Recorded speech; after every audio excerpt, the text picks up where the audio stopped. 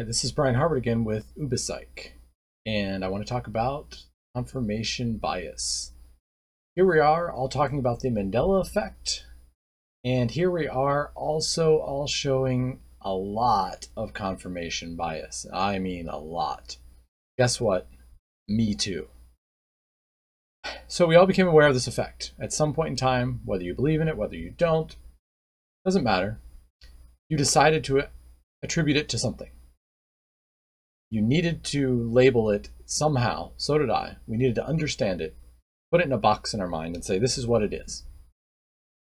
It's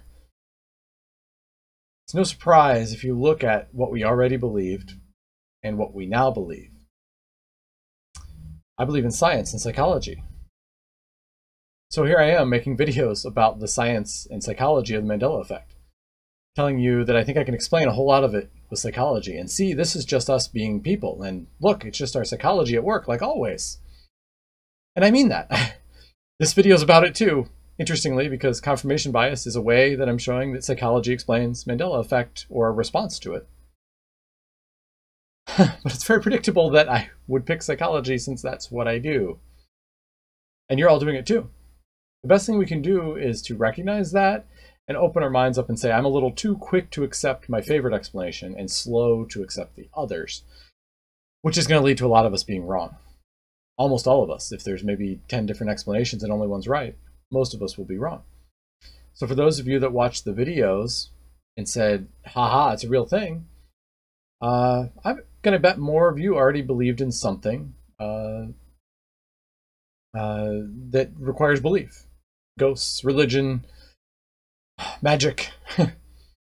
But more importantly, what it really shows is not just if you believe or not. But there, my bias was there again too, right? Because as a psychology person, my immediate thought was, this isn't real, it's just memory.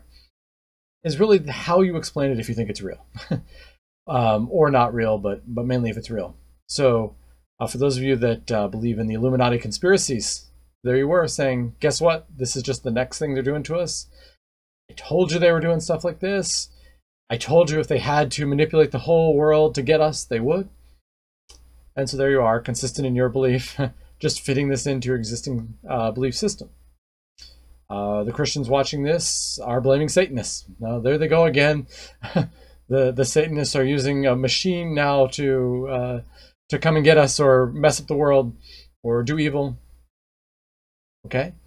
And it goes on and on from there. And I hope you can see this in yourself, that if you believe in science and psychology, that's how you look at it. You say, okay, maybe this is CERN. Can we look at physics?